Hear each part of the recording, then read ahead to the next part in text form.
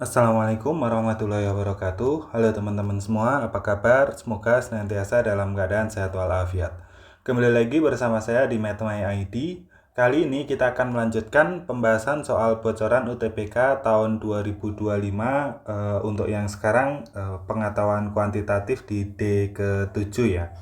Sebelum dimulai saya disclaimer dulu. Jadi ini infonya dari internet, katanya merupakan soal bocoran, tapi saya nggak bisa memastikan secara pasti kebenarannya apakah ini memang bocoran soal asli atau ada orang yang memang ngadi-ngadi buat seolah-olah ini bocoran kayak begitu. Soalnya agak santer juga kemarin di medsos lain kayak di Twitter itu ada yang bilang nggak mungkin ini bocoran soal asli, soal UTBK nggak mungkin bocor kayak begitu ya. Ya nggak tahu sih ini benar apa enggak, saya jadi nggak bisa memastikan, termasuk rilis resmi dari panitia SBMPTN katanya nggak mungkin bocor kayak begitu ya, nggak tahu, makanya cuman ya ini infonya katanya bocoran tapi saya nggak bisa memastikan bocoran atau enggak. Nah terus kalau misalnya info dari beberapa komentar di video-video sebelumnya katanya memang ada yang bilang soalnya ini nggak sama waktu dia ujian di hari yang sama, atau ada juga sih yang bilang soalnya sama persis, saya juga nggak bisa memastikan seperti itu. Meskipun memang ya bisa jadi sih di hari yang sama itu kan ada dua ini ya, ada dua gelombang, di gelombang yang sama aja bisa jadi ada beberapa paket soal, jadi mungkin ini hanya salah satu paketnya saja bisa jadi kayak begitu. Yang terpenting sih sebenarnya jadikan ini sebagai sarana pembelajaran aja, sebagai referensi untuk belajar ya, agar bisa lebih fokus mendalami materi, memahami konsep-konsepnya, agar bisa menyelesaikan soal-soal semacamnya. Jadi biar bisa nyelesain soal-soal tipe ini aja lah. Nanti kalau misalnya ternyata soalnya sama persis atau enggak ya itu kan di luar kemampuan kita. Nah, untuk info juga saat ini sudah ada pembahasan full PK D1, 2, 3, 5, 6, 7. D4-nya terlewat, jadi D7-nya sekarang ya. D4-nya terlewat, saya masih belum punya filenya. Kalau ada teman-teman yang punya boleh di-share di mathmyid@gmail.com. Nanti biar saya buatkan pembahasan untuk di D4. Dan D8 juga sampai hari ini saya masih belum punya, nanti bisa di-share kalau ada teman-teman yang punya soalnya. Terus untuk PM juga sudah ada di channel ini. Untuk PM yang sudah ada itu dari full D1 sama D2. Untuk yang PM sudah saya buatkan playlistnya. Cuman yang PM saya buat per cerita ya. Nanti D1 itu ada sekitar 5 cerita, D2 ada 5 cerita juga. Untuk D3 saya udah punya soalnya tapi filenya kurang jelas, jadi nanti apa ya, kemarin ngetik ulangnya itu agak lama, belum jadi-jadi, termasuk ilustrasinya juga kalau dipasang masih kurang jelas, jadi belum saya tinggalkan dulu, bahas yang PK dulu. Dan di D5 itu sebenarnya sudah ada, tinggal buat pembahasannya, insya Allah setelah inilah saya usahakan untuk buat yang di D5 dulu. Kalau ada teman-teman yang punya soal PM D3, 4, 5, 6, 7, 8, mohon bantuannya di-share ke mathmyid@gmail.com. Oke, itu aja untuk intronya. Langsung saja kita lihat soalnya. Kita lihat soal nomor 1. Jika A dikurangi 5 sama dengan 4 per 5 dikali 30. Nilai A sama dengan titik-titik. Oke, ini masih operasi dasar ya. Berarti pertama ini kan ada 4 per 5 kali 10. Ini bisa kita coret. 5 sama 10-nya berarti ini jadi 2 begini ya. Sehingga kita peroleh jadi berapa ini? A dikurangi 5 sama dengan 4 dikali 2 sama dengan 8 kayak gitu. Sehingga kita peroleh A-nya itu sama dengan 8 ditambah 5. Jadi berapa A-nya? Sama dengan 12 sama dengan 13. Sehingga kita peroleh A-nya itu jadi 13. Oke, nomor 1 masih gampang ya. Kita lanjut ke soal berikutnya, soal nomor 2. Titik Hi terletak pada grafik fungsi Gx sama dengan 3x kuadrat min Bx min 5. Nilai B sama dengan titik-titik. Oke, kuncinya karena dia terletak pada grafik. Kalau terletak itu berarti bisa kita substitusikan. Kita substitusikannya gimana? Yang depan ini kita substitusikan ke X. Jadi min 1 ini kita buat ganti X-nya. Terus kemudian yang kanan, yang belakang 5 ini kita buat ganti y-nya atau kita ganti gx atau fx-nya. Ini nanti kita ganti dengan 5. Sehingga kita peroleh gimana ini? Tinggal kita masukkan, berarti jadi gx-nya kita ganti dengan 5 sama dengan 3. X-nya kita ganti dengan min 1 kuadrat, terus kemudian dikurangi B dikali X-nya diganti min 1 dikurangi dengan 5. Sehingga kita peroleh 5 sama dengan 3 dikali min 1 kuadrat. Jadi 3 dikali 1 dikurangi B kali min 1. Berarti jadi min B kali min 1 itu jadi plus B dikurangi 5. Kayak begini. Sehingga kita peroleh, ini kan 5 tadi. 5 sama dengan 3 tambah B dikurangi 5. 3 tambah B kan nggak bisa dioperasikan. 3 dikurangi 5 itu hasilnya negatif 2. Atau kita tulis dulu ini B dikurangi dengan 2. Kayak begini. Sehingga, nah karena kita mau nyari B, berarti B-nya kita kucilkan. B-nya itu kita buat sendirian. Nah, caranya gimana?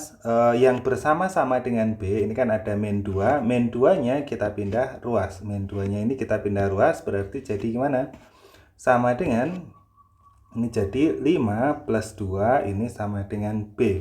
Sehingga kita peroleh 7 itu sama dengan B. Karena 7 sama dengan B, berarti ya B-nya itu sama dengan 7. Kayak begitu. Masih gampang ya, nomor 2 ya. Intinya kalau dia terletak, itu nanti bisa dimasukkan. Jadi X-nya dimasukkan, Y-nya dimasukkan. Kita lanjut ke soal nomor 3. 10 bilangan yaitu 7, 5, 8, 6, 4, 4, 3, 3, 3, 2 diurutkan dari yang terkecil hingga terbesar. Nah ini perhatikan, dia urutannya dari yang terkecil apa dari yang terbesar. Soalnya kemarin ada yang dari yang terbesar, ada yang dari yang terkecil. Oke, ini kan berarti dari yang terkecil. Jika E dan F berturut-turut merepresentasikan bilangan pada posisi ke-1 dan ke-9 setelah diurutkan, nilai E plus 2 kali F sama dengan titik-titik. Oke, kita urutkan dulu dari yang terkecil hingga terbesar. Yang paling kecil berapa ini? Yang paling kecil 2, terus kemudian berapa ini? 3, 3, 3, terus 4, 4, terus 5, 6, 7, 8. Kita cocokkan, udah 10 belum? 1, 2, 3, 4, 5, 6, 7, 8, 9, 10. Oke, udah pas 10. Nah, terus kemudian E-nya itu merepresentasikan bilangan posisi ke-1. Ini berarti jadi E. Terus kemudian F-nya itu merepresentasikan bilangan pada urutan ke-9 ya. 2, 3, 4, 5, 6, 7, 8, 9. Berarti F-nya itu nanti jadi 7. Kayak begitu. Sehingga kita peroleh berapa ini? Yang ditanya E plus 2 kali F. E plus 2 dikali F. Berarti gimana? E-nya itu jadi 2 ditambah 2 dikali berapa? F-nya 7. Berarti kita peroleh 2 ditambah 2 kali 7 itu 14. 2 tambah 14 jadinya 16. Sehingga kita peroleh nomor 3 jawabannya yang E. Ada yang ditanyakan nomor 3? Kita lanjut ke soal nomor 4. Banyaknya segitiga pada bangun datar di atas, nah ini harusnya gambarnya di atas, adalah titik-titik. Oke. Karena saya kemarin sempat keliru di sini, saya buat dulu deh. Ini biar lebih rinci. A, B, C, D, E, F, terus G, H, I, J, K, L. Oke. Biar kelihatan, kita buat segitiganya apa ini? Yang pertama ada segitiga yang kecil ini. Segitiga apa ini? BCF. Berarti yang pertama ada segitiga BCF. Terus ada segitiga apa lagi ini? EFI ya, ini nggak kelihatan. EFI. Terus ada segitiga apa lagi?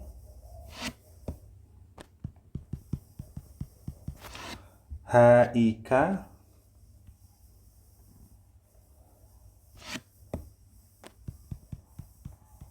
Terus ada segitiga apa? JKL. Terus ada segitiga apa lagi? ini GIL, iya kan? GIL, terus apa lagi?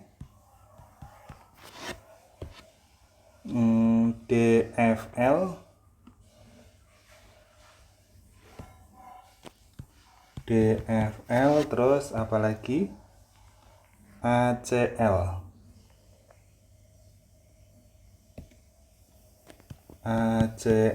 Oke, udah ketemu 7, ada lagi nggak ini? Tuh, udah semua ya ini ya. Berarti ada 1, 2, 3, 4, 5, 6, 7. Berarti ada 7 buah segitiga ya. Nanti kalau misalnya ada yang nemu lebih bisa disampaikan di kolom komentar.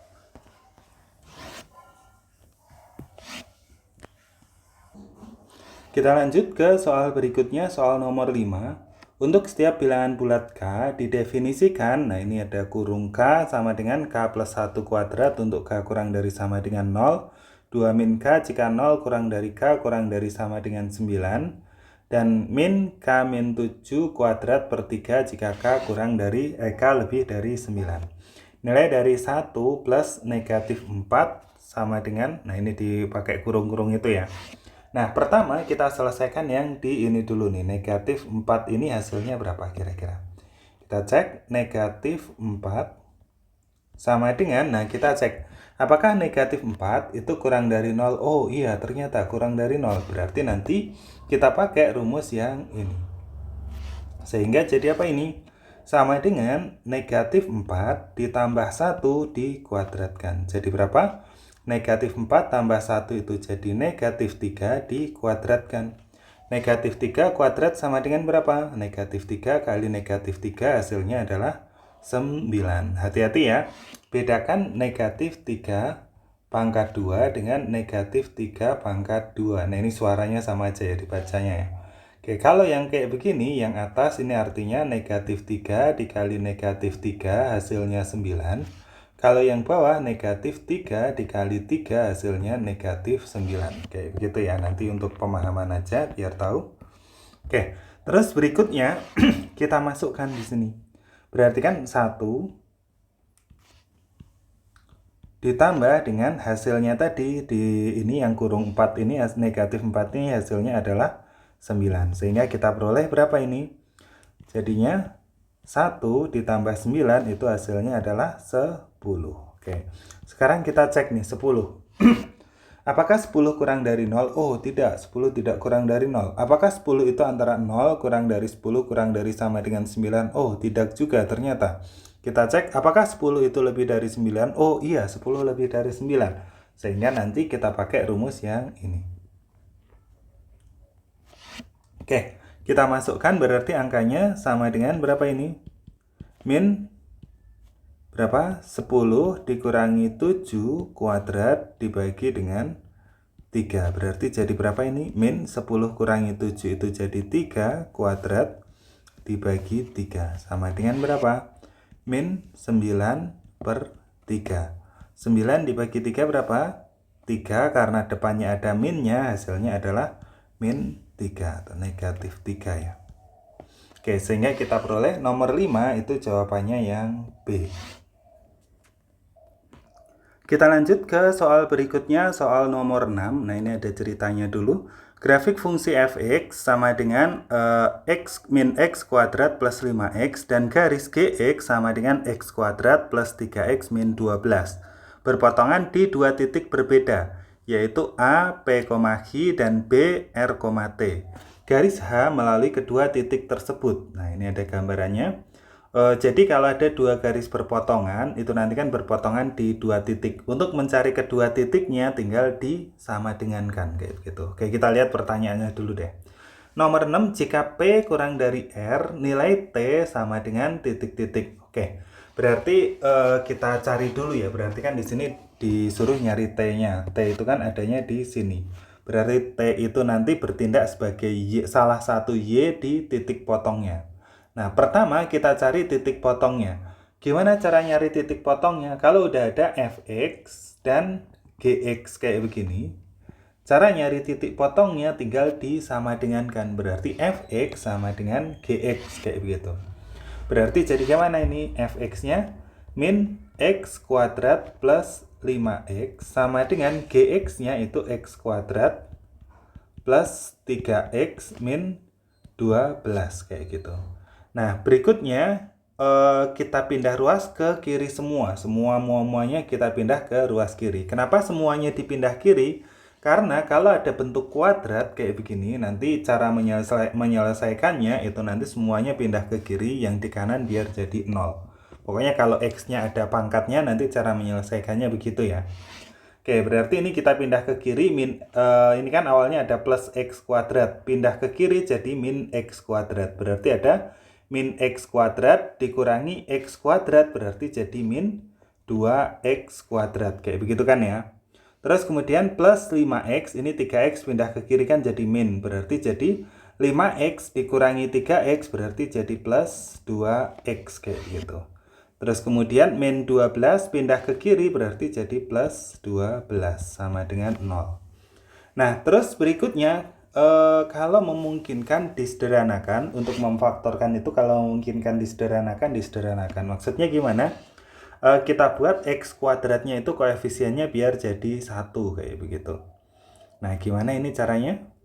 Nah, berarti ini semua kita bagi dengan negatif 2. Oke, berarti kalau kita bagi negatif 2x kuadrat dibagi negatif 2 itu hasilnya adalah x kuadrat. 2x dibagi negatif 2 berarti jadi min x.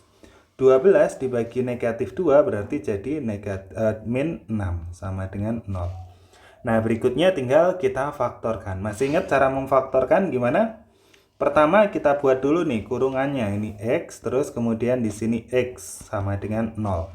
Terus kita cari dua angka, kalau dikali itu hasilnya jadi yang ini. Dikali jadi negatif 6, ditambah jadi negatif 1. Berapa sama berapa? Berapa? Iya. Min 3 sama plus 2. Kayak begitu. Sehingga kita peroleh X-nya itu sama dengan, nah ini kalau misalnya ini ya, tahapan resminya itu jadi x min 3 itu sama dengan 0 atau x plus 2 itu sama dengan 0. Berarti x min 3 sama dengan 0, pindah ruas berarti jadi x-nya itu sama dengan 3 atau x sama dengan, ini awalnya plus, pindah ruas berarti jadi min 2 kayak begitu. Nah, kita udah dapat ini x1 x2-nya. x1 x2 itu nanti cikal bakal yang akan jadi apa? Yang akan jadi P sama yang akan jadi R. Berarti P sama R-nya itu antara 3 sama min 2. Nah, di sini ada syarat. Syaratnya apa? Syaratnya P itu harus kurang dari R. Karena P kurang dari R, sehingga yang terpilih sebagai P itu yang mana? Antara min 2 dengan 3, yang lebih kecil yang min 2. Berarti ini yang jadi P-nya. Berarti kita peroleh P-nya itu sama dengan negatif 2. Nah, berikutnya yang ditanya adalah T, berarti karena P-nya negatif 2, R-nya itu sama dengan 3 ya, begitu ya. Oke, nah karena yang ditanya T itu tempatnya pasangan dari R, kayak begitu ya, R, T, berarti nanti kalau X-nya itu R, Y-nya itu T. Berarti kita cari nih, kalau X-nya R, R itu berarti yang 3 ya. Kalau X-nya 3, maka Y-nya berapa? Untuk mencari Y-nya itu kita masukkan. Bisa masuk ke Fx, bisa masuk ke Gx. Hasilnya akan sama aja, pilih yang lebih gampang aja. Kira-kira yang mana? Ya, misalnya saya masukkan ke yang kiri aja, ke Fx. Berarti kalau X-nya 3, kita cari F3 itu sama dengan gimana? Tinggal kita masukkan min 3 kuadrat ditambah dengan 5 dikali 3. Berarti jadi berapa ini? Nah, kayak begini nih. Kalau min 3 kuadrat ini hasilnya bukan 9, tapi min 9. Ditambah dengan 5 kali 3 hasilnya adalah 15. Sehingga kita peroleh F3-nya itu hasilnya adalah berapa? F3-nya adalah 6. Sehingga kita peroleh H-nya itu nanti 6. T-nya itu nanti 6. Berarti ini kan koordinatnya kan 3,6. Berarti 3 ini yang jadi R. Ini R-nya, ini T-nya. Oke, kita peroleh T-nya jadi 6. Oke, sampai sini ada yang dipertanyakan?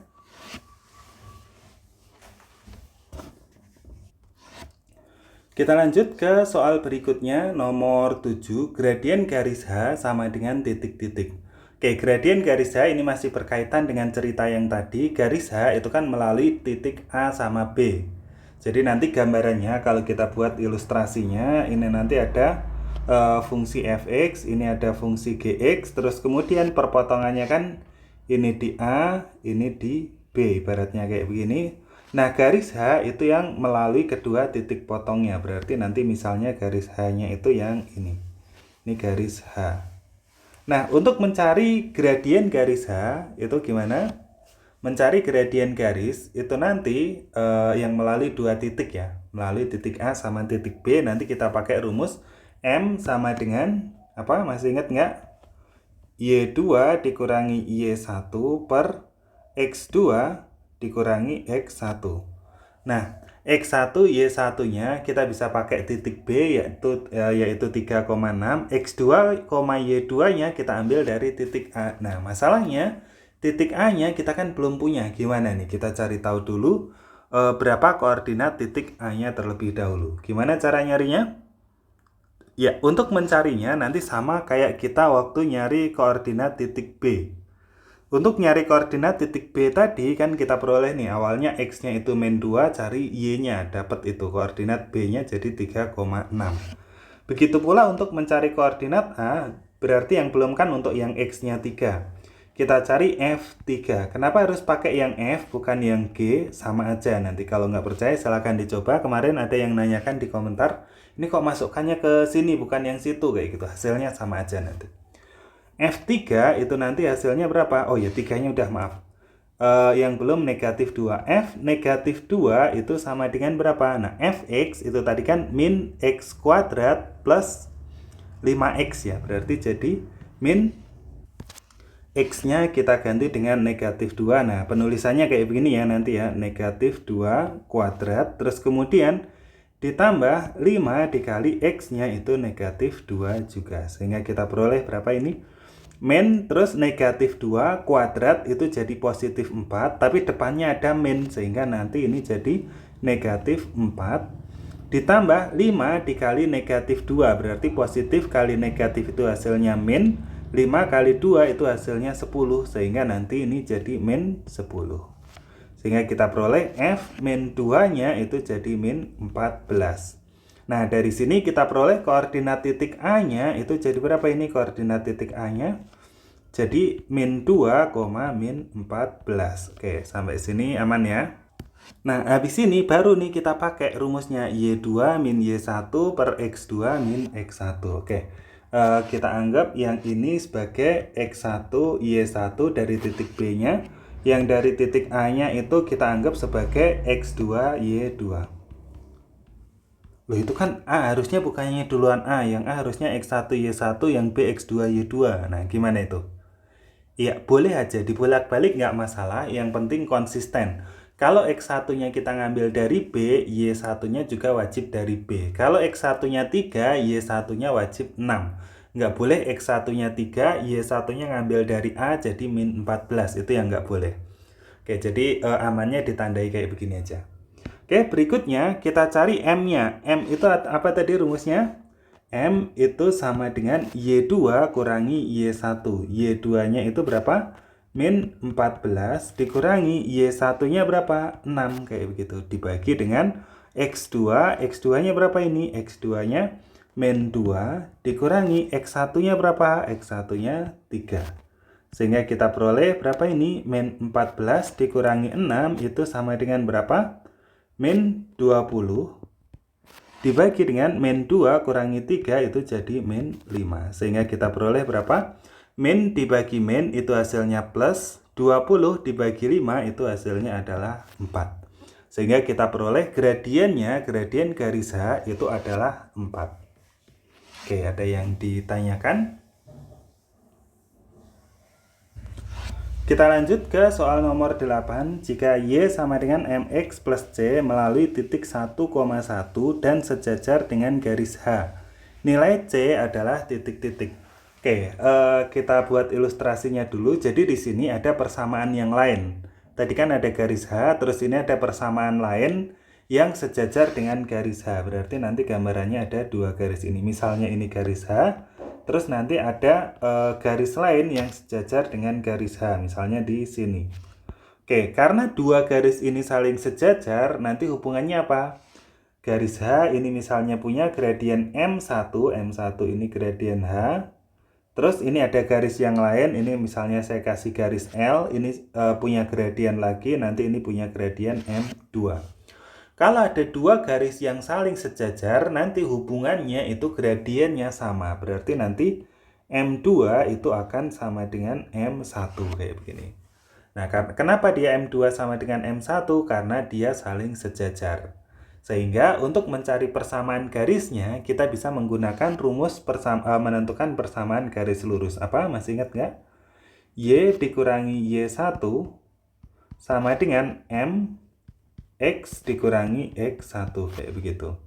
Nah, X1, Y1 itu dari mana? X1 sama Y1 itu dari titik yang dilalui. Jadi udah move on dari yang tadi ya. AB, X1, Y1, B-nya X1, Y1, A-nya X2, Y2 itu udah move on dari sana. Berarti kita tentukan ini X1 sama Y1 itu yang dilalui. Berarti ini jadi X1-nya, ini jadi Y1-nya. Oke, karena kedua garis itu saling sejajar, gradien garis L itu nanti akan sama dengan gradien garis H. Gradien garis H tadi berapa? Gradien garis H udah kita hitung di soal sebelumnya, yakni berapa tadi? 4 ini gradien garis H. Berarti ini sama dengan 4. Nah, kita udah punya X1, Y1, kita udah punya juga M-nya ini 4, sehingga udah bisa nih masuk ke rumus. Jadi gimana ini? Y dikurangi Y1-nya itu 1 sama dengan M-nya itu 4 dikali X dikurangi X1-nya berapa? 1. Sehingga kita peroleh Y-1 sama dengan 4X min 4. Kita pindah ruas, Y sama dengan 4X dikurangi 4 min 1 pindah ke sana jadi plus 1. Jadi kita peroleh Y sama dengan 4X min 3 kayak begitu. Nah, kita udah dapat nih persamaan garis yang sejajar garis H dan melalui titik 1,1. Nah, sekarang yang ditanya ini kita ubah ke bentuk umum Y sama dengan MX plus C. Berarti ini kan udah sama ini, Y sama dengan M itu yang nempel X, berarti kita peroleh M-nya itu 4. Terus plus C, berarti C-nya berapa? Nah, ini sepaket nih, hati-hati. Tanda itu mengikuti angka di belakangnya. Jadi kalau depannya ada min, itu min-nya ngikut ke 3. Berarti di sini C-nya itu sama dengan negatif 3 ya, bukan 3. Hati-hati ya. Sehingga kita peroleh C-nya itu yang A ya, berarti jawabannya ya. C-nya adalah negatif 3. Ada yang ditanyakan? Kita lanjut ke soal berikutnya. Suatu limas dengan volume 42 memiliki alas berupa daerah trapesium ABCD. Koordinat titik sudut trapesium tersebut disajikan pada gambar berikut. Nah, ini yang perlu dinotis biasanya informasinya di sini. Suatu limas, oh ini limas ternyata, hati-hati ya. Biasanya prisma, ini limas. Suatu limas dengan volume 42. Berarti sekarang dinotis dari sini nih. Limas dengan volume 42. Ini nanti biasanya kepakai di soal di bawah. Oke, terus kemudian disajikan alasnya bentuknya trapesium dengan koordinat-koordinat ini. Oke, kita lihat pertanyaannya. Nomor 9, jarak antara sisi AB dan sisi CD. Sisi AB itu berarti yang ini ya. Ini sisi AB, terus ini sisi CD, kayak begitu. Nah, jaraknya itu nanti berarti ini ke sini ya. Sama kayak tingginya. Jarak sisi AB dan sisi CD itu sama kayak tinggi trapesium. Nah, untuk menentukan jaraknya itu gimana? Nah, ini kita pakai konsep konsep koordinat kartesius ya sebenarnya ya. Ini kan kita lihat nih, ini keduanya kan kebetulan sama-sama 2.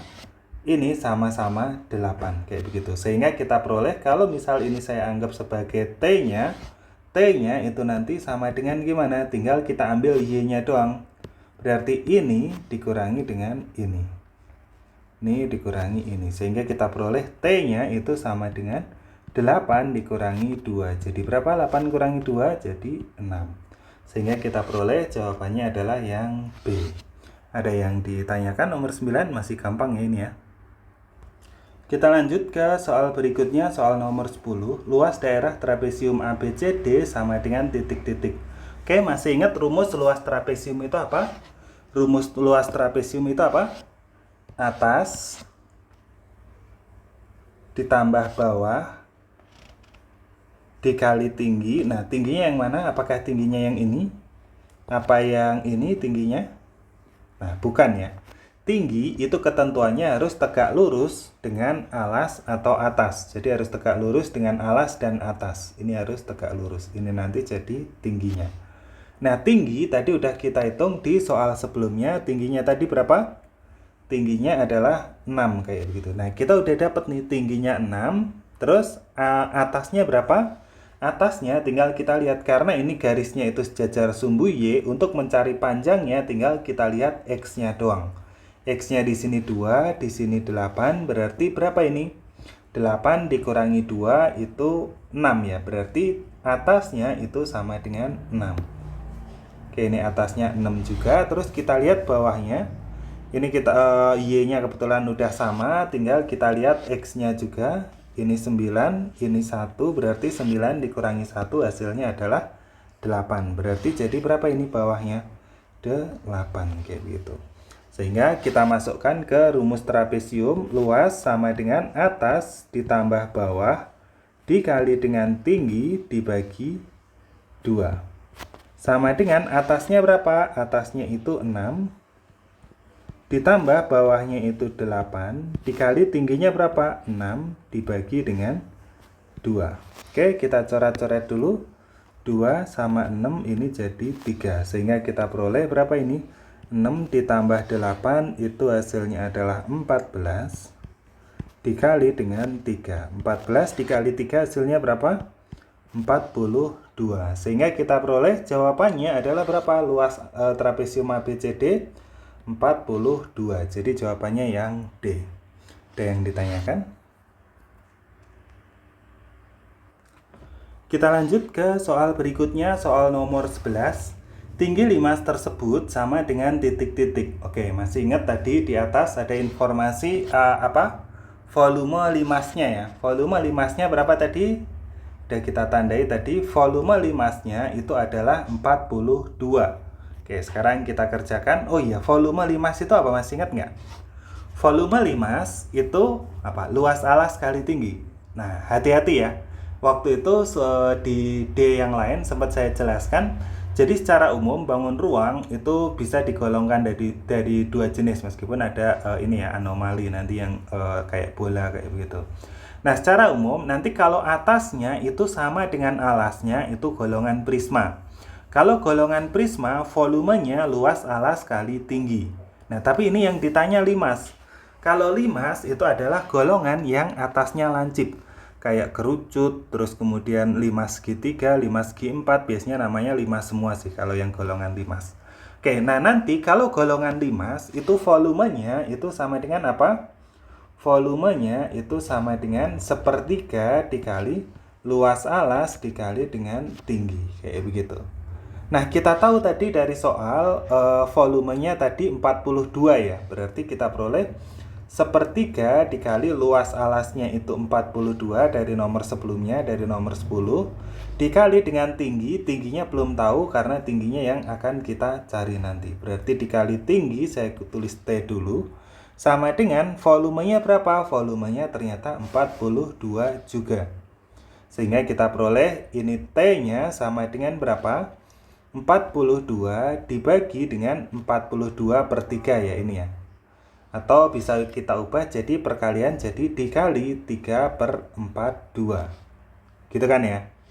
Nah, ini berarti kita coret dulu 42 habis, sehingga kita peroleh tingginya itu sama dengan berapa? Tingginya sama dengan 3. Sehingga kita peroleh jawabannya adalah yang A. Nah, nanti hati-hati ya, ternyata perlu diperhatikan dia limas atau prisma. Kalau ternyata nyangkanya ini prisma, ini ada juga jawabannya soalnya. Kalau disangka prisma, volume luas alas kali tinggi, nanti dapat tingginya hanya 1, padahal yang benar ini 3. Kita lanjut ke soal berikutnya, soal nomor 12. Di antara pilihan berikut yang merupakan faktor persekutuan dari 21 kuadrat plus 84 dan 45 kuadrat dikurangi 30 adalah titik-titik. Oke, seperti biasa ya, kalau kayak begini kita faktorkan terlebih dahulu. Jadi 21 kuadrat plus 84. 21 kuadrat plus 84 bisa kita ubah jadi apa? 21-nya dikeluarkan, 21 dikali 21 kuadrat bagi 21 jadi 21 ditambah 84 dibagi 21 itu 4 ya. Sehingga kita peroleh ini jadi 21 dikali 21 tambah 4 jadi 25. Kayak begini. Nah, kita peroleh berapa ini? 21 kali 25 itu bisa kita ubah dalam bentuk faktorisasi prima. Jadi berapa? 21 itu jadi 3 dikali 7. 25 itu jadi 5 dikali 5. Kayak begini. Nah, sekarang kita udah dapat yang pertama. Yang kedua itu 45 kuadrat kurangi 30 kuadrat. 45 kuadrat dikurangi 30 kuadrat. Berarti, nah kita pakai sifat A kuadrat min B kuadrat sama dengan A plus B dikali A min B. A-nya itu 45, B-nya itu 30, berarti ini jadi 45 plus 30 dikali dengan 45 min 30. Kayak begini. Sehingga kita peroleh berapa ini? 45 tambah 30 itu jadi 75 dikali dengan 45 kurangi 30 itu jadi 15. Sehingga kita peroleh berapa ini? 75 bisa kita ubah jadi 3 dikali 5 dikali 5. 15 bisa kita ubah jadi 3 dikali 5. Kayak begitu. Nah, sekarang kita udah dapat nih faktorisasi primanya dari masing-masing. Nah, masih ingat cara menentukan suatu bilangan itu merupakan faktor atau bukan itu dari mana? Ingat nggak? Ya, caranya harus kita konstruksikan, kita susun dari angka-angka di sini. Kayak begitu. Misalnya nih, yang pertama itu 25. 25 bisa nggak disusun dari sini? Oh, ini ada nih, 5 kali 5 hasilnya 25. Sehingga 25 ini merupakan faktor dari yang kiri. Kita coba yang kanan, ada nggak 5 sama 5? Oh, ada juga nih, 5 sama 5 dikali jadi 25. Sehingga 25 ini juga merupakan faktor dari yang kanan. Sehingga yang pertama ini benar. Kita cek yang kedua. Yang kedua itu 35. Ada nggak yang bisa kita pakai menyusun biar jadi 35? Kita cek yang kiri, 35 ini bisa kita susun dari 7 kali 5. Oh iya, dapat nih 35, faktor nih. Kita cek yang kedua dari yang kanan. Ada nggak yang menghasilkan 35? Nggak ada ya. Yang di kanan nggak ada 7 sama 5, nggak bisa menghasilkan 35. Sehingga pernyataan kedua ini salah ya. Oke, kita cek pernyataan ketiga. Pernyataan ketiga 75. Bisa nggak kita susun dari yang sebelah kiri agar jadi 75? 75 itu bisa kita ubah buat dari 3 dikali 5 kali 5. Jadi 75 kan?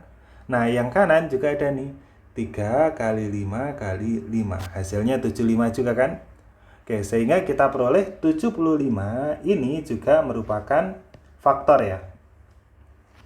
Yang terakhir 105. 105 apakah merupakan faktor? Kita susun dulu. 105 itu bisa kita buat dari perkalian berapa? 105 itu bisa jadi 3 kali 7, 21 dikali 5 jadi 105. Nah ini, nanti bisa jadi 105, 3 kali 7 kali 5. Nah yang di kanan 3 kali 5, 21. 3 kali 5, 15. 15 butuh dikali 7 biar jadi 105. Tapi nggak ada 7-nya. Oke, berarti yang keempat ini bukan ya, karena nggak ada 7-nya.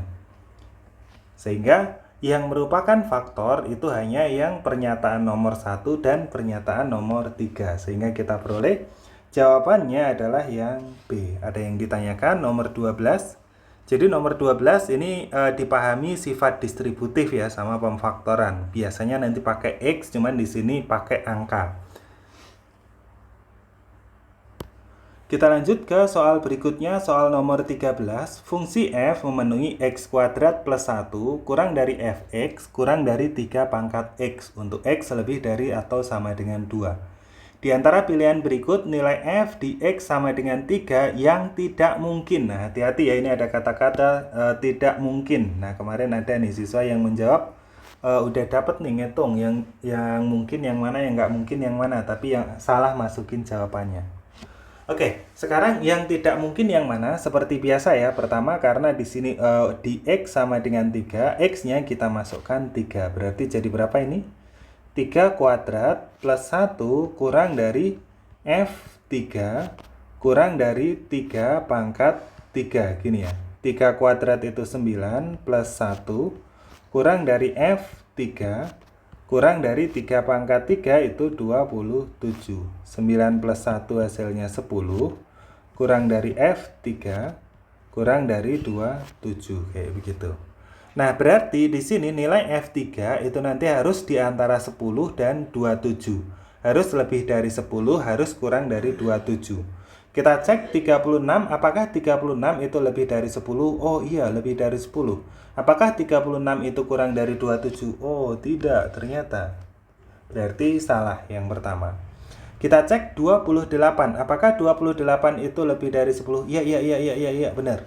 Nah, apakah 28 itu kurang dari 27? Ya, bukan. Oke, kita cek yang ketiga 32. Apakah 32 itu lebih dari 10? Oh iya. Apakah 32 itu kurang dari 27? Oh, tidak ternyata. Oke, berarti yang 32 juga tidak. Terus kita cek yang terakhir 24. Apakah 24 itu lebih dari 10? Oh iya. Apakah 24 itu kurang dari 27? Ya, benar. Berarti di sini ini merupakan mungkin. Jadi 24 itu masih mungkin. Nah, tapi yang ditanya, perhatikan yang di highlight. Yang ditanya itu yang tidak mungkin. Berarti yang tidak mungkin itu pernyataan nomor 1, nomor 2, dan nomor 3. Sehingga kita peroleh jawabannya adalah yang A. Ada yang ditanyakan?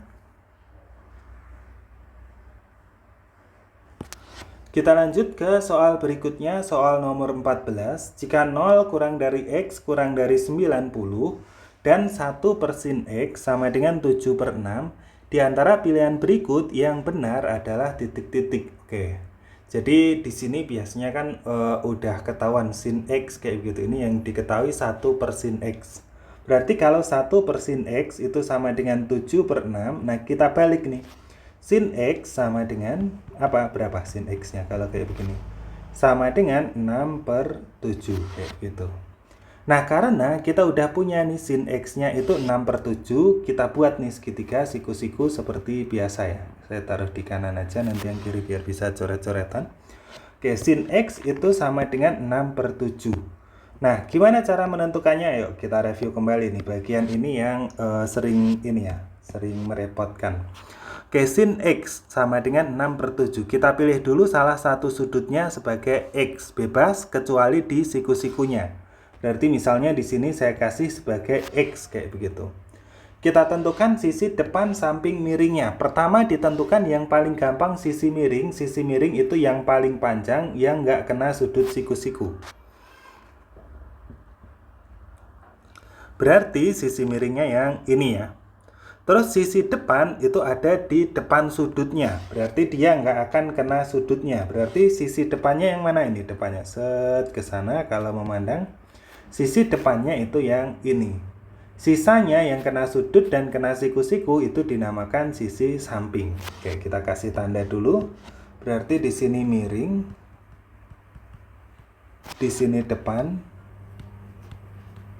Di sini samping.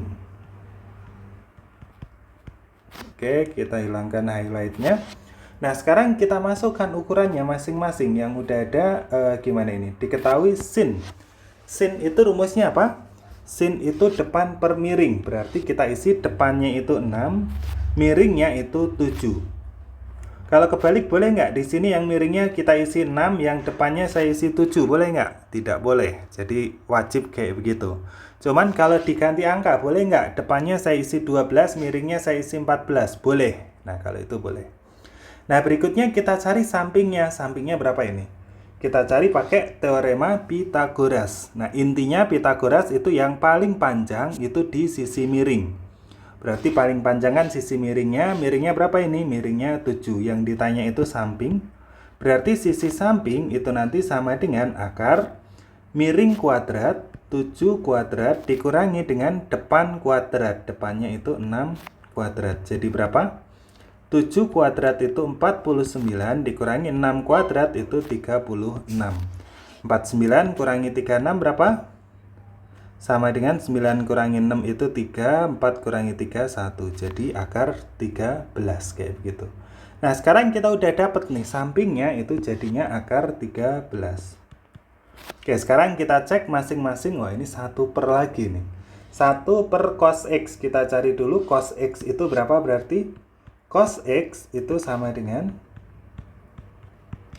cos X sama dengan berapa? Cos itu samping per miring. Jadi sampingnya itu akar 13 per miringnya itu 7. Nah, kalau cos X itu akar 13 per 7, 1 per cos X itu tinggal dibalik sama dengan 7 per akar 13. Berarti pernyataan pertama ini salah. Oke, gitu ya. Yang kedua, tan X. Tan X, tan itu rumusnya depan per samping. Depannya itu 6, sampingnya itu akar 13 ya. Sehingga tan X itu harusnya 6 per akar 13. Berarti pernyataan kedua juga salah. 1 salah, 2 salah, jawabannya harusnya yang nomor 4 aja ya. Cuman kita pastikan lagi. Oke, kita cek yang di nomor 3. Yang nomor 3, nomor 3 ini kebetulan susah juga ini diceknya. Ini worth it juga kalau ketemu kayak begini, udah kita pakai triknya gitu. Triknya gimana? Kalau 1 salah berarti yang ada satunya dibuang. Terus ini ada satunya kan, terus 2 salah, ini ada 2-nya dibuang. Udah tinggal kemungkinannya tinggal 4 saja kayak begitu ya. Oke, cuman kita lanjutkan dulu karena ini masih belajar, jadi kita lanjutkan. Tan X ditambah sin X. Tan X itu sama dengan 6 per akar 13. Berarti tan X ditambah sin X itu sama dengan 6 per akar 13 ditambah sin X. Sin X berapa? Sin X itu 6 per 7. 6 per akar 13 ditambah 6 per 7. Apakah ini hasilnya itu kurang dari 12 per 7? Iya apa enggak nih? Kita samakan penyebutnya dulu. 7 kali 6 jadi 42 ditambah 6 kali akar 13 jadi 6 akar 13 dibagi dengan 7 akar 13. Begini ya hasilnya ya. Berarti sama dengan berapa ini? Kalau kita cari agak susah ya. Kita kira-kira aja. Akar 13 itu sekitar berapa sih? Akar 13 itu... Nah, kalau akar 3 kan 9. Akar 4 itu kan 16. Berarti nanti akar 13 itu pasti ada di antara 3 dan 4. Jadi kita anggap sebagai 3 koma dulu aja lah buat memudahkan perhitungan. 42 ditambah 6 dikali 3 koma sekian dibagi dengan 7 dikali 3 koma sekian. Kayak begitu ya. Berarti jadi berapa ini? 42 ditambah 18 koma sekian, meskipun bisa lebih sih ini sebenarnya. Dibagi dengan 7 kali 3, 21 koma sekian. 42 tambah 18 itu jadi 60 koma sekian dibagi dengan 21 koma sekian. Nah, berarti 60 dibagi 21 itu nanti hampir 3 ya, udah mendekati 3. Kita cek, kita bandingkan 12 dibagi 7, 12 dibagi 7 itu nggak nyampe 2. 12 bagi 7 kan masih belum sampai 2 kan, masih 2 kurang. Sehingga ini nanti pernyataan ketiga ini salah ya, kayak begitu ya. 60 dibagi 21 itu hampir 3. Kalau yang 12 dibagi 7 itu baru hampir 2, belum nyampe 2. Oke, ini sebenarnya pernyataan ketiga, ini worth it pakai ini ya, yang cara tadi ya, dieliminasi opsinya. Agak panjang nyari yang pernyataan ketiganya. Oke, sekarang kita coba cek pernyataan keempatnya. Gimana ini pernyataan keempat? Sin 90 min X sama dengan gimana sin 90 min X, kita pakai relasi kalau sin itu berubah jadi cos. Cos X 90 min X, sin 90 min X itu nanti sama dengan cos X, kayak begitu.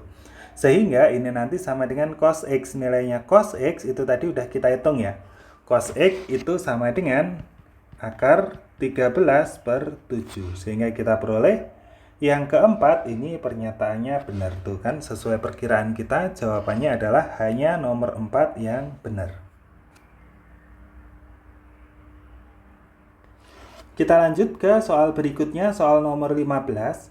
Segi 4 PQRS merupakan persegi panjang dengan PQ sama dengan 6, QR sama dengan 8. Titik T terletak di dalam persegi panjang tersebut sehingga jarak titik T ke sisi QR adalah 4. Luas daerah segitiga PTS dan QRT berturut-turut adalah A1 dan A2. Berdasarkan informasi yang diberikan, manakah hubungan antara kuantitas P dan Q berikut yang benar? Oke, di sini kita buat dulu ini segi 4-nya. Oke, di sini taruh kiri aja lah. Terus diketahui apa ini segi 4-nya? Segi 4 PQRS. Ini P, ini Q, ini R, ini S. Terus gimana ceritanya? PQRS dengan PQ 6, QR-nya 8. Terus titik T terletak di dalam persegi panjang tersebut sehingga jarak titik T ke sisi QR adalah 4. T ke sisi HR itu 4, berarti T-nya itu misalnya di sini. Ini T. T ke sisi HR itu 4. Berarti di sini nanti panjangnya 4, di sini panjangnya 2, kayak begitu. Terus luas daerah segitiga PTS dan QRT, PTS dan QRT berarti PTS-nya kan ini nih.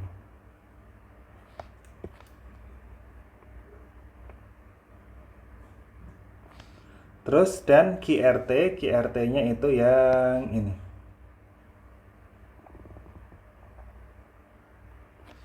Oke, PTS ini jadi L1, A1, QRT itu jadi A2. Ini A1, ini jadi A2. Oke. Manakah hubungan antara kuantitas P dan Q berikut yang benar? P-nya itu A1 per A2.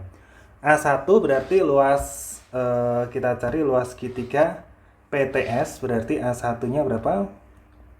A1-nya sama dengan setengah dikali 8 dikali tingginya 2. Sama dengan berapa? A1-nya berarti setengah kali 8 kali 2 ya tetap 8, kayak begitu. Kita cek A2-nya berapa? A2-nya sama dengan berapa? A2-nya itu setengah dikali A2-nya kan ini, berarti alasnya itu yang ini. Ini kita anggap sebagai alasnya RQ. Berarti berapa alasnya? Alasnya 8 dikali tingginya itu yang ini, RT. Tingginya itu 4. Sehingga kita peroleh berapa ini? Setengah kali 8 itu 4, dikali 4 hasilnya adalah 16. Sehingga kita peroleh P-nya itu sama dengan A1 per A2. A1-nya 8 per A2-nya 16. Sehingga kita peroleh berapa ini? 8 bagi 16? 1 per 2. Berarti A1 banding A2-nya, P-nya itu sama dengan setengah. Gitu ya, berarti hubungannya apa? Ya, tunggu dulu. Kita belum bisa menyimpulkan dulu, kita pastikan. Kenapa? Karena T-nya itu nggak fix di atas ini. Jadi ketentuannya T-nya itu yang penting jaraknya T ke HR itu 4. Jadi T kalau T ke HR itu 4, berarti nanti T ke PS itu 2. Nah, tapi posisinya nggak selalu di situ. Dia bisa bergeser-geser. Bisa jadi nanti sepanjang garis ini nih. Sepanjang garis ini. Bisa jadi nanti segitiganya itu nanti jadi di sini nih. PTS-nya nanti bisa jadi segitiganya kayak begini. Bisa jadi nanti geser ke bawah sini. Bisa jadi nanti dia geser ke sini, kayak begitu. Begitu pula dengan QRT-nya. QRT-nya dia bisa geser di sini, dia bisa geser di sana, dia bisa geser di sini. Jadi kita belum bisa menentukan posisi T-nya. Cuman ada cumannya lagi nih. Dimanapun posisi T-nya itu nanti jarak T ke garis QR itu kan udah pasti 4. Jadi kan ini T ke QR ini udah pasti 4. Nah, jarak T ke QR ini itu nanti yang jadi tinggi segitiganya. Dan jarak T ke PS itu berarti sisanya. Sisanya awalnya S ke R itu 6, T ke PS itu sisanya berarti nanti pasti 2. Entah nanti segitiganya dimanapun, diambil T-nya di sini maupun di sini, itu nanti udah pasti. Udah pasti tingginya itu kalau TRQ, QRT itu nanti tingginya udah pasti 4, terus PTS tingginya udah pasti 2, mau digeser dimanapun itu. Nah, sehingga nanti jawaban ini masih relevan, meskipun T-nya pindah kemana-mana pun nanti A1-nya itu masih tetap 8, A2-nya masih tetap 16. Sehingga nanti jawabannya yang ini apa? Udah sesuai ya, udah sesuai, yakni P-nya itu sama dengan Q. Jadi jawabannya yang apa? P sama dengan Q yang C. Ada yang ditanyakan? Kita lanjut ke soal berikutnya, soal nomor 16. Untuk setiap bilangan bulat A, B, C, D, E, dan F didefinisikan A, B, C, D, E, F sama dengan A plus B kali C, D kali E plus B min F kali C. Diketahui E merupakan bilangan genap positif. Berdasarkan informasi yang diberikan, manakah hubungan antara kuantitas P dan Q berikut yang benar? Kita sesuaikan posisinya, berarti ini 1 ini tempatnya A. Terus 2 ini B, T ini C, 3 ini D, ini E, sini F, gini ya. Sekarang kita masukkan ke rumusnya, kita tulis di atas saja ya biar gampang. A plus B, berarti A-nya kan 1, plus B-nya 2. Terus kemudian dikali dengan C, dikali C-nya itu T, begini kan ya. Ditambah dengan D kali E. D-nya berapa? D-nya itu 3, dikali E-nya itu 4. Terus kemudian ditambah lagi B dikurangi F. B-nya itu 2, dikurangi F-nya itu 5. Dikali dengan C. C-nya itu T, kayak begitu ya.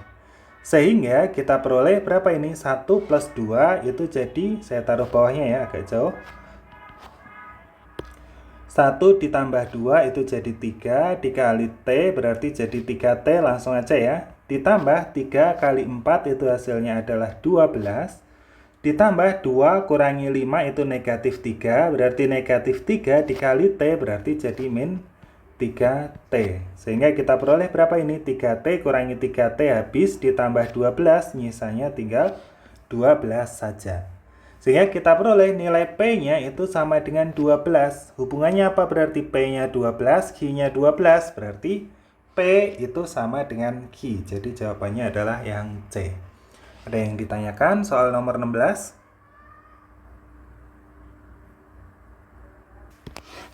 Kita lanjut ke soal berikutnya, soal nomor 17. Sistem persamaan linear dalam X, Y, dan Z berikut. Ini ada 3X plus 2Y plus 3Z sama dengan 1, X plus 2Y plus Z sama dengan 3, X plus Z sama dengan negatif 1. Mempunyai solusi X sama dengan A, Y sama dengan B, dan Z sama dengan C. Berdasarkan informasi yang diberikan, manakah hubungan kuantitas P dan Q berikut yang benar? Oke, untuk P-nya itu 5A plus 2B plus 5C, Q-nya negatif 5. Oke, seperti biasa ya, ini sebenarnya bisa dikerjakan dengan cara dieliminasi, dicari masing-masing nilainya. X-nya berapa, Y-nya berapa, Z-nya berapa. Cuman kalau pakai cara itu cukup memakan waktu juga ya. Cuman ya nggak apa-apa sih, pasti dapat. Dapat nggak ya? Belum nyoba sih. Oke, nah atau bisa juga kita pakai cara yang agak tricky. Jadi gimana caranya dari ketiga persamaan ini, persamaan 1, 2, 3 ini, gimana caranya biar muncul jadi 5A plus 2B plus 5C itu sama kayak 5X plus 2Y plus 5Z. Bisa nggak kita apakan ini? Kita lihat masing-masing dianalisis dari persamaan 1, 2, dan 3. Kalau 1 dan 2 ditambah nanti jadinya 4X plus 4Y plus 4Z. Masih belum membantu. Di mana ya kira-kira? Diapakan kira-kira? Oh, ini nih. Kita lihat kalau kita pakai pernyataan 1, persamaan 1 itu kan 3x plus 2y. Nah, ini kebetulan y-nya udah cocok nih. Terus kemudian di depannya ada 3x sama 3z. 3x sama 3z, x sama z-nya belum cocok. Cuman koefisiennya udah sama. Nah, kita lihat di persamaan 3 ada x plus z kayak begitu. Sehingga nanti dari sini kita bisa nambah-nambahkan biar jadi 5x sama 5z. Nah, berarti gimana ini? Dari persamaan 1 kita tulis ulang dulu deh. 3x plus 2y plus 3z plus 2y plus 3z itu sama dengan 1. Sedangkan persamaan ketiga, nah ini kan masih 3x. Biar jadi 5x itu masih butuh 2x lagi. Biar jadi 5z masih butuh 2z lagi. Sehingga persamaan ketiga saya kalikan 2 nih. Berarti jadi 2x plus 2z sama dengan negatif 2. Ya kan, dikali 2 semua. Kemudian ini saya tambahkan. Ini tambah. Jadi berapa? 3x tambah 2x jadi 5x. Ditambah ini tetap 2y. Ditambah 3z tambah 2z 5z. Sama dengan 1 tambah min 2 jadi min 1. Sehingga kita peroleh ini 3x plus 2y plus 5z itu sama dengan negatif 1. Artinya gimana? Ini berarti memenuhi 5a plus 2b plus 5c itu juga sama dengan negatif 1. Nah, karena 5a plus 2b plus 5c itu negatif 1, sehingga kita peroleh ini p-nya itu sama dengan negatif 1. Nah, sekarang kita udah dapat p-nya negatif 1, h-nya negatif 5. Mana yang lebih besar? 1 sama 5? Nah, jangan terkecoh ya. 1 sama 5 memang lebih besar 5. Tapi kalau negatif 1 dengan negatif 5 itu lebih besar negatif 1. Berarti jawabannya yang apa ini? P lebih besar dari H. Berarti yang A ya. Ada yang ditanyakan nomor 17? Kita lanjut ke soal berikutnya, soal nomor 18. 6 bilangan bulat positif yaitu 2, 9, 3, 1, x2 memiliki median x. Jika median dari ke-6 bilangan tersebut dikali dengan rata-ratanya adalah P per 15. Nilai P sama dengan titik-titik. Oke, kita lihat informasi yang ada dulu. 6 bilangan 2, 9, 3, 1, X2 memiliki median X. Gimana ini caranya? Karena median, untuk menentukan median itu kan harus kita urutkan terlebih dahulu. Kita urutkan dari yang paling kecil dulu. Berarti yang paling kecil kan 1, terus 2, terus 2. Nah, X-nya itu harus kita taruh di sini. X, terus kemudian berapa? 3, terus 9. Kenapa X-nya harus di sini? Karena mediannya adalah X. Sehingga nanti kalau X-nya saya taruh di belakang, nanti ya median X-nya nggak jadi median dong. Harus di tengah-tengah. Oke, karena di sini ada 6 data, mediannya itu berarti urutan kedua ditambah urutan ketiga dibagi 2. Berarti nanti kalau saya cari jadi 2 ditambah urutan ketiganya itu X dibagi dengan, urutan ketiga sama urutan keempat ya. 2 ditambah X dibagi 2 itu mediannya itu sama dengan X kayak begitu. Sebenarnya sih simpelnya ya X-nya pasti 2 sih. Cuman yaudah ini pura-puranya kita hitung dulu. 2 ditambah X, ini 2-nya kali ke belakang, berarti jadi 2 ditambah X itu sama dengan 2X. Sehingga X-nya pindah ruas, berarti 2 itu sama dengan 2X dikurangi X jadi X. Sehingga kita peroleh X-nya itu sama dengan 2. Berarti mediannya sama dengan 2. Nah, pertanyaannya jika median dari ke-6 bilangan tersebut, mediannya udah dapat berapa tadi? Mediannya sama dengan 2. Dikali dengan rata-ratanya. Kita cari rata-ratanya terlebih dahulu. Rata-ratanya berarti berapa? Tinggal kita tambahkan semua. 1 tambah 2 tambah 2 ditambah X-nya tadi juga 2. Ditambah 3 ditambah 9 dibagi dengan berapa? Dibagi dengan 1, 2, 3, 4, 5, 6. Sama dengan berapa? 1 tambah 2, 3, tambah 2, 5, tambah 2, 7, tambah 3, 10, tambah 9. Jadi, kok dibagi 5 sih? Maaf, ini dibagi 6. 1 tambah 2, 3, tambah 2, 5, 5 tambah 2, 7, tambah 3, 10, tambah 9, 19 dibagi dengan 6 ya. 19 dibagi 6 berapa? Kita biarkan dulu deh, 19 dibagi 6.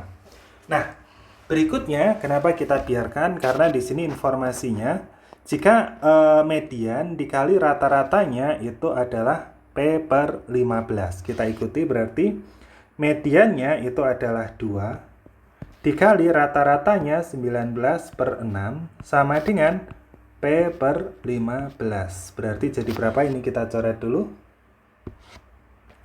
Coret jadi 3. Sehingga kita peroleh 15-nya saya kali ke depan. 19/3 dikali 15 sama dengan P. Begini ya. 15 sama 3 dicoret dulu. Berarti 15 dibagi 3 itu 5. Sehingga kita peroleh P-nya itu sama dengan 19 dikali 5. 19 dikali 5 jadi berapa? 95 ya. Jadi kita peroleh nilai P-nya sama dengan 95. Ada yang ditanyakan?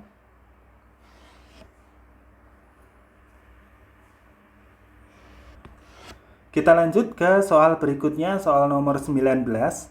Barisan geometri U1, U2, U3, dan seterusnya memenuhi UN sama dengan AB pangkat N. Nah, hati-hati di sini, meskipun barisan geometri, di sini didefinisikan sendiri nih posisi A sama B-nya itu di sini ya.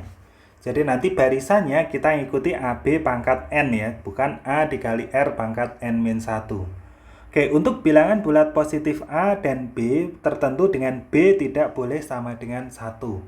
Apakah U5 itu lebih dari 100? Nah, U5 itu berapa sih sebenarnya?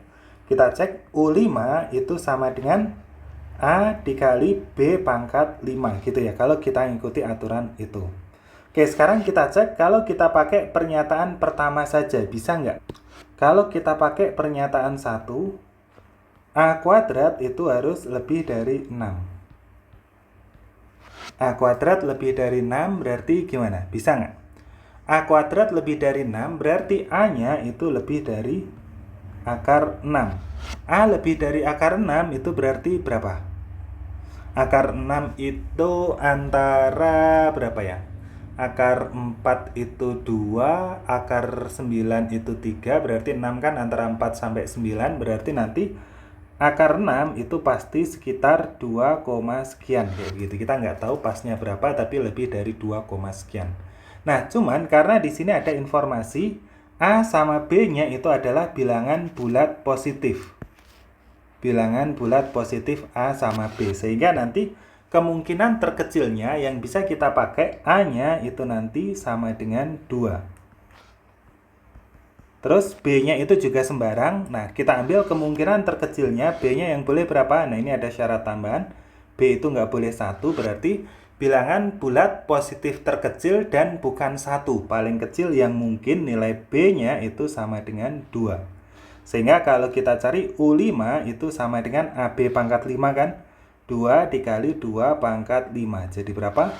2 dikali 2 pangkat 5 itu 2 pangkat 6. 2 pangkat 6 itu hasilnya adalah 64 ya. Benar. Kita ambil A-nya nggak boleh 2. Cut dulu bagian ini, nanti maju. Dibuang dikit yang bagian ini, di-cut. Oke, karena A-nya itu lebih dari 2, kita ambil yang paling kecil yang mungkin. Lebih dari 2, ketentuannya dia harus bilangan bulat positif.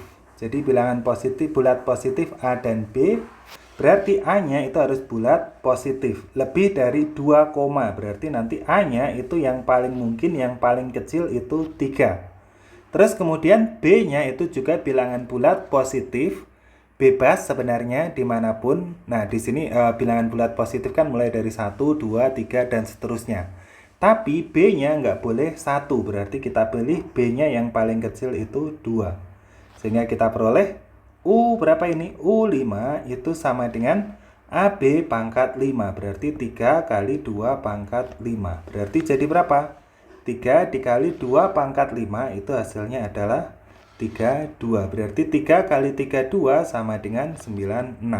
Sehingga kalau misalnya kita pakai informasi ini nanti apa? U5-nya itu kurang dari 100. U5-nya kurang dari 100 gitu ya. Cuman di sini kan masih ada kemungkinan yang lain. A-nya kan lebih dari 2, bisa jadi 3, bisa jadi nih A-nya saya naikkan. Misalnya A-nya itu sama dengan 4, B-nya masih tetap 2. Oke, kalau A-nya 4, B-nya 2, berarti U5-nya itu sama dengan berapa? 4 dikali 2 pangkat 5. Jadi berapa? 4 dikali 2 pangkat 5 tadi 32. Nah, di sini 4 kali 32 itu hasilnya berapa? 128. Nah, sehingga ini kedua ini, A sama dengan 3, B sama dengan 2, dan A sama dengan 4, B sama dengan 2. Ini dua-duanya memenuhi pernyataan 1. Tetapi, kalau kita pakai yang atas, itu ternyata hasilnya itu kurang dari 100. Tapi kalau pakai A-nya 4, B-nya 2, ini lebih dari, kok 0 sih? Ini lebih dari 100. Sehingga kalau kita pakai pernyataan yang pertama itu hasilnya masih belum konsisten. Kita belum bisa menjawab hasilnya ini lebih apa kurang sih sebenarnya. Nah, kayak gitu kan belum pasti. Bisa lebih, bisa kurang. Berarti kalau pakai pernyataan satu saja itu belum bisa disimpulkan. Kalau kita pakai pernyataan 2 aja gimana kira-kira? Kalau kita pakai pernyataan 2 berarti kita punya AB sama dengan 6. Nah, kita cari semua kemungkinannya. Bisa jadi A-nya 1 boleh nggak? Kalau A-nya 1 ya udah deh. A-nya 2 aja deh. A-nya 2, B-nya 3. Kalau A-nya 2, B-nya 3, sebenarnya kalau mau nyoba 1 juga boleh sih sama aja. A-nya 2, B-nya 3, berarti U5-nya itu sama dengan apa? 2 dikali dengan 3 pangkat 5. Sama dengan 2 dikali 3 pangkat 5 itu berapa? 3 pangkat 2, 9, 3, 2, 7, 4, 8, 1, 5 itu 2, 4, 3 ya. 8 kali 3, 24, 1, oke, 243. Sehingga U5-nya 2 dikali 243 itu sama dengan 486. Kayak begitu. Nah, kita peroleh U5-nya itu 486 itu lebih dari berapa? Lebih dari 100. Nah, tapi ada kemungkinan lainnya juga. Sama kayak tadi ya. Saya tukar A-nya itu sama dengan 3, B-nya sama dengan 2. Nah, tadi kan udah kita cek nih. A-nya 3, B-nya 2, kita peroleh nanti hasilnya berapa? 96. Berarti nanti sama kayak ini. Oke, dari perhitungan sebelumnya ini kita dapat A-nya 3, B-nya 2 itu hasilnya 96. 96 itu kurang dari 100. Nah, kita pakai dua-duanya ini, A-nya 3, B-nya 2 dengan A-nya 2, B-nya 3. Dua-duanya ini memenuhi persamaan kedua, tetapi hasilnya masih belum konsisten. Bisa lebih dari, bisa kurang dari. Berarti kalau kita pakai pernyataan 2 saja itu masih belum cukup. Nah, sekarang kalau bareng-bareng kira-kira gimana? Cukup nggak kalau kita pakai bareng-bareng? Kalau kita pakai pernyataan 1 dan 2. Oke, kalau kita pakai pernyataan 1 dan 2, berarti A-nya itu harus lebih dari 2 koma. Karena dari ini ya, A-nya harus lebih dari 2 koma, berarti paling kecil itu A-nya 3. Terus kemudian B-nya itu harus memenuhi A dikali B sama dengan 6, kayak begini ya. Sehingga kita peroleh yang mungkin, kemungkinan pertama A-nya itu sama dengan 3, B-nya sama dengan 2. Kalau A-nya 3, B-nya 2, nah ini udah kita cari tadi ya, A-nya 3, B-nya 2, langsung kita geser aja. Ternyata hasilnya berapa? A-nya 3, B-nya 2, nanti hasilnya 96, kurang dari 100, kayak begitu. Ada nggak kemungkinan lainnya? A-nya itu harus lebih dari 3. Kalau A-nya 4 boleh nggak? Nah, karena di sini ada pernyataan kedua, AB itu sama dengan 6, kalau A-nya 4, nanti B-nya kita nggak akan dapat bilangan bulat yang memenuhi AB sama dengan 6. Kalau A-nya 5, boleh nggak? Nah, nanti nggak ada juga. Kalau A-nya 6, berarti kalau A-nya 6 gimana? A-nya 6, B-nya itu berarti 1 gini ya. Cuman di sini ada syarat nih. Di sini tadi di atas B-nya itu nggak boleh 1, berarti ini udah nggak mungkin. Terus kalau A-nya 7 gimana? Itu lebih nggak mungkin lagi. Jadi nggak akan ada bilangan bulat lebih dari 6 kalau dikali dengan bilangan bulat lain hasilnya 6. Sehingga Kalau kita pakai pernyataan 1 dan 2, itu kemungkinannya hanya A-nya 3, B-nya 2. Sehingga menghasilkan nanti U5-nya itu 96 kurang dari 100. Karena di sini kita kan udah pasti nih, udah konsisten.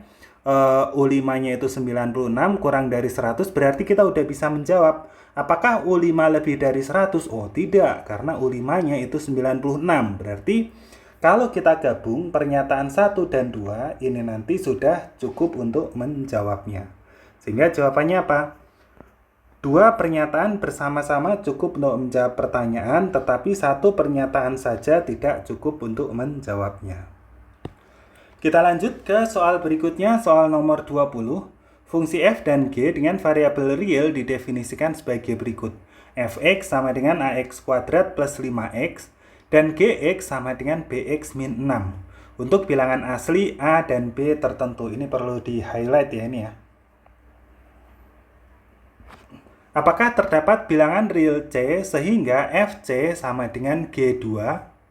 Sebentar. Enggak, typo ya ini ya. Nanti coba dicek kalau ada yang ini tahu versi aslinya. Beneran FC sama dengan G2 apa bukan? Cuman kita coba aja nggak apa-apa. Kalau misal FC sama dengan G2, kita ikut ini. Berarti yang F itu kita masukkan ini. X-nya kita ganti dengan C. Berarti A... FC itu berarti jadi A dikali C kuadrat ditambah dengan 5C sama dengan G2, berarti X-nya kita ganti dengan 2. B dikali 2 dikurangi 6. Kayak begini ya. Sehingga kita peroleh apa ini?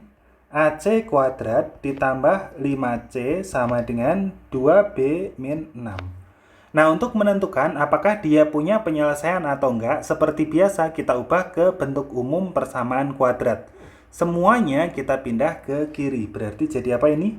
AC kuadrat plus 5C. Nah ini 2B pindah ke kiri jadi min 2B. Min 6 pindah ke kiri jadi plus 6 sama dengan 0. Kayak begini. Sehingga kita peroleh bentuk persamaan kuadrat AC kuadrat plus 5C min 2B plus 6 sama dengan 0. Masih ingat ada persamaan kuadrat AX kuadrat plus BX plus C sama dengan 0. Masih ingat bentuk ini ya.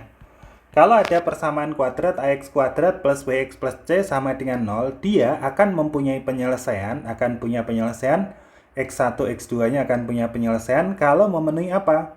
Kalau memenuhi D itu harus lebih dari atau sama dengan 0. Nah, D itu apa? D itu B kuadrat min 4AC, ini harus lebih dari atau sama dengan 0. Sehingga untuk bisa menjawab pertanyaan ini, kita harus yakin dulu nih. Apakah nanti D-nya itu pasti lebih dari sama dengan 0 atau D-nya itu pasti kurang dari 0. Meskipun berubah-berubah boleh, asalkan konsisten. Konsisten selalu non negatif, lebih dari sama dengan 0, atau selalu konsisten negatif, kurang dari 0. Oke, sekarang kita cek D-nya dulu. D itu rumusnya apa? D itu sama dengan B kuadrat min 4AC. B itu koefisien dari C. Ini kan variabelnya terhadap C. Ini sengaja dibikin rumit. Ini jadi B-nya. Ini jadi A-nya. Ini jadi C-nya. Kayak begitu. Sehingga kita peroleh berapa ini? 5 kuadrat dikurangi 4 dikali A dikali min 2B plus 6. Kayak begitu. Ini D-nya ya. Berarti sama dengan apa ini? 5 kuadrat 25 dikurangi 4A dikali 2B berarti jadi berapa ini? Min 4 kali min 2 jadi 8. Ini jadi plus ya. 8AB. Terus kemudian dikurangi 4 dikali A dikali 6. Berarti min 24A. Kayak begini ya. Oke, sekarang kita peroleh D-nya itu sama dengan 25 plus 8AB min 24A. Oke, sekarang kita cek nilai D untuk masing-masing pernyataan. Kita coba untuk pernyataan ke-1. Pernyataan ke-1 itu A plus 2B itu kurang dari 5. Kita cari kemungkinannya. Kemungkinan yang mungkin itu kalau A-nya 1, B-nya 1. Kalau A-nya 1, B-nya 1, berarti D-nya ini nanti berapa? D-nya itu sama dengan B kuadrat, B kuadrat min 4AC. Ini A sama B-nya udah beda ya. Kita ikuti D-nya nanti dari sini nih, rumus D-nya. 25 ditambah 8AB 25 ditambah 8 dikali 1 kali 1 kurangi 24 kali 1. Hasilnya berapa? 25 ditambah 8. 25 ditambah 8 dikurangi 24. Hasilnya berapa? 25 kurangi 24, 1 tambah 8 hasilnya 9. Berarti di sini masih hasilnya adalah positif, lebih dari 0. Sekarang kita coba kemungkinan yang lain. Kalau A-nya 1, B-nya 2, berarti nanti 1 tambah 2 kali 2, 4. Nah, ini udah 5, itu udah nggak boleh. Kita coba kalau A-nya 2, B-nya 1. Gimana ini? D itu sama dengan 25 dikurangi, nah ini ya, ngikuti rumus di sini. 8 dikali, ditambah 8 dikali 2 dikali 1 kurangi 24 dikali 2. Berarti jadi 25 ditambah 16 dikurangi 48. 25 tambah 16 berapa? 5 tambah 6, 1, masih nyimpen 1, 2 tambah 41 ya. 41 dikurangi 48. 41 kurangi 48 berapa? Sama dengan negatif 7. Sehingga kita peroleh D-nya itu kurang dari 0. Nah, karena di sini masih ada dua kemungkinan, meskipun dua-duanya memenuhi ini ya. A-nya A1, B1 itu jadi A plus 2B kurang dari 5, dan A2, B1, A plus 2B itu masih kurang dari 5. Tapi hasilnya masih tidak konsisten. Kadang bisa lebih dari 0, kadang kurang dari 0. Sehingga nanti kalau pakai A-nya 1, B-nya 1, itu berarti terdapat C yang memenuhi FC sama dengan G2. Tapi kalau kita pakai A-nya 2, B-nya 1, nanti tidak ada C yang memenuhi FC sama dengan G2. Sehingga pernyataan 1 ini masih belum cukup. Nah, sekarang gimana kalau kita pakai pernyataan kedua saja? Kalau kita pakai pernyataan kedua saja, itu hanya ada informasi apa ini? A-nya itu sama dengan 2 ya. Kalau kita pakai pernyataan kedua, itu A sama dengan 2. Kalau A-nya sama dengan 2, nah kebetulan tadi kita udah ngitung nih, kalau A-nya 2, kita pakai B-nya 1, nanti seperti ini. D-nya itu kurang dari 0. Apakah ada kemungkinan lain? Ya udah, kita coba kemungkinan lain. Kalau A-nya 2, tapi B-nya juga 2. A-nya 2, B-nya juga 2. Berarti gimana ini? D-nya itu sama dengan 25 ditambah 8 dikali A-nya 2 dikali B-nya 2 dikurangi 24 dikali A-nya 2. Jadi berapa ini? 25 ditambah 8 kali 2 kali 2 jadi 32 dikurangi 24 kali 2 jadi 48. 25 tambah 32 itu hasilnya berapa? 57. 57 dikurangi 48 itu hasilnya adalah berapa? 9 ya. 25 tambah 32, 57. Ya, 9 ya. Oke. Karena di sini hasilnya 9, sehingga D-nya itu apa? Lebih dari apa kurang dari? Lebih dari 0. Nah, di sini kalau kita pakai pernyataan 2 saja, A-nya 2, itu kalau kita coba A-nya 2, B-nya 1, itu D-nya kurang dari 0, berarti tidak ada C yang memenuhi. Tapi pakai A-nya 2, B-nya 2, ini juga memenuhi persamaan kedua, tapi hasilnya itu nanti tidak ada C yang memenuhi. Oh, ada C yang memenuhi, sehingga kita lihat di sini kalau kita pakai pernyataan kedua, kita masih belum mendapatkan konsistensi, masih berubah-ubah. Bisa jadi D-nya lebih dari 0, bisa jadi D-nya kurang dari 0. Sehingga kalau kita pakai pernyataan 2 saja tidak cukup. Kalau bersama-sama gimana?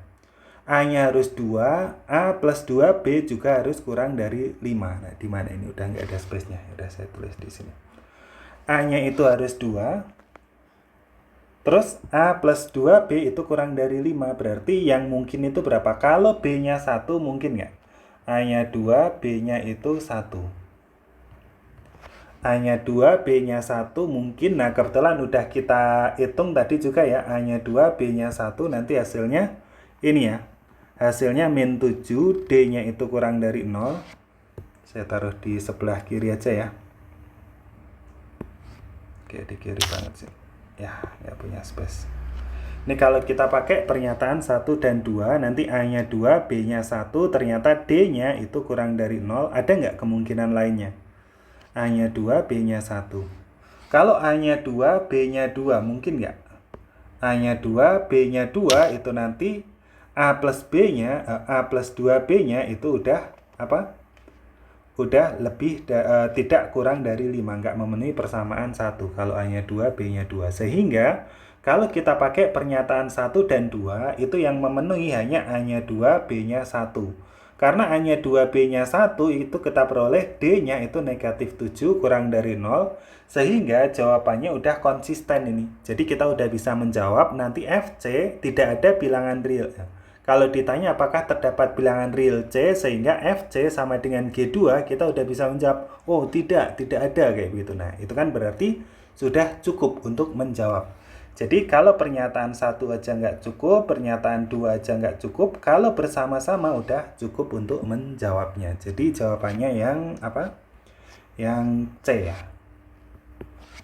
Oke, sampai sini dulu pembahasannya. Kalau teman-teman ada yang pengen didiskusikan, bisa disampaikan di kolom komentar, atau mungkin ada 1-2 yang saya kepleset menghitungnya, atau mungkin salah dalam ini ya, salah tulis, typo atau semacamnya, tolong diingatkan. Nanti insya Allah saya pin di komentar kalau misalnya ada perbaikan-perbaikan, ada yang kurang pas. Terus seperti biasa jangan lupa untuk tetap senantiasa rajin belajar, meskipun di sini ada info yang katanya bocoran, tapi tetap nanti biasanya soalnya itu seringnya berbeda. Jadi persiapkan untuk menghadapi soal-soal berbeda mungkin yang dengan variasi yang seperti ini. Dan seperti di awal tadi, kalau teman-teman ada yang punya info soal-soal lain yang belum dibahas di sini, nanti bisa dikirimkan ke mathmyid@gmail.com untuk nanti saya buatkan pembahasannya. Oke, dari saya cukup sekian. Apabila ada kurangnya mohon maaf. Oh iya, nggak lupa saya mendoakan teman-teman semua di sini semoga bisa dimudahkan dalam menjalankan ujiannya, semoga bisa lolos keterima di kampus impian, semoga bisa diterima di pilihan pertamanya, semoga bisa selangkah lebih dekat mencapai cita-cita teman-teman semua. Oke, apabila ada kurangnya mohon maaf. Akhirul kalam, wassalamualaikum warahmatullahi wabarakatuh.